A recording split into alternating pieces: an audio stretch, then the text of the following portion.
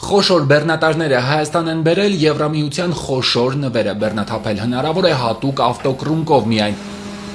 Բեռներից ամենածանրը մոտ 20 տոննա է կշռում, հեռակառավարվող ականազերծման մեքենա հանրապետության վտանգավոր տարածքներում մարդասիրական ականազերծման աշխատանքներին աջակցելու համար։ Դա կբերի իրական ռիսկերի նվազեցմանը, դժբախտ դեպքերի նվազեցմանը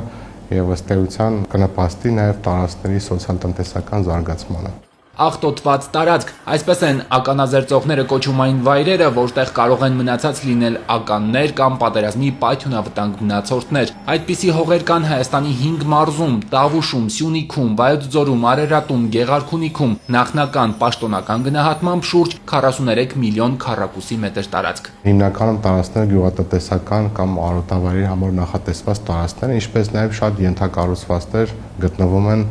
աղտոտված տարածքներում։ Տարածքների մաքրման արդյունքում հնարավորություն կլինի եւ վերականգնել եւ ենթակառուցվածքները եւ շահագործել գյուղատնտեսական նպատակով մեր պիտանի հողերը։ 2025-ի դեկտեմբերին Հայաստանն ու Եվրամիությունը ստորագրեցին երկկողմ գործընկերության օրակարգի փաստաթուղթը, հայտարարվեց խաղաղության պահպանման ու ավելի դիմացկուն Հայաստանի համար 15 միլիոն եվրո հատկացնելու մասին։ Եվրոպական հանձնաժողովի արտաքին քաղաքականության գործիքների ծառայության հետ բանակցություններից հետո ականազերծման վարժանքներն ու անհրաժեշտ սարքավորումների ձեռքբերումը ներառվեց ֆինանսավորվող նախաձեռնությունների շարքում։ Ականազերծող հեռակառավարվող 2 մեքենայից բացի Հայաստանը շուտով կստանա նաև շտապօգնության 2 մեքենա անհրաժեշտ հագեցվածությամբ։ Հաշվի առնելով, որ չկա փորձառություն այս լեռնային պայմաններում տեխնիկայի շահագործման եւ նորա, մեր գործընկերներն ԵՄ-ի աջակցությամբ լավագույն միջազգային փորձագիտական խմբերը հիմա մեր գործընկերները աշխատում են միասին, որ կարողանան նախնական ցուցանիշներ ձևավորել, որի հիման վրա մենք կներկայացնենք կառավարություն առաջարկություն ազգային չափորոշիչները վերանայելու եւ արդյունքային ցուցանիշները իրական բարելավելու։ Մատակարարված ականազերծող մեքենաները նախագծված են հատուկ հումանիտար աշխատանքների համար։ Արտադրող խորվաթական ընկերությունն այն փորձարկել է Բալկանյան երկրներում, կիրառվում են Սաուդյան Արաբիայում, Եմենում, Ուկրաինայում։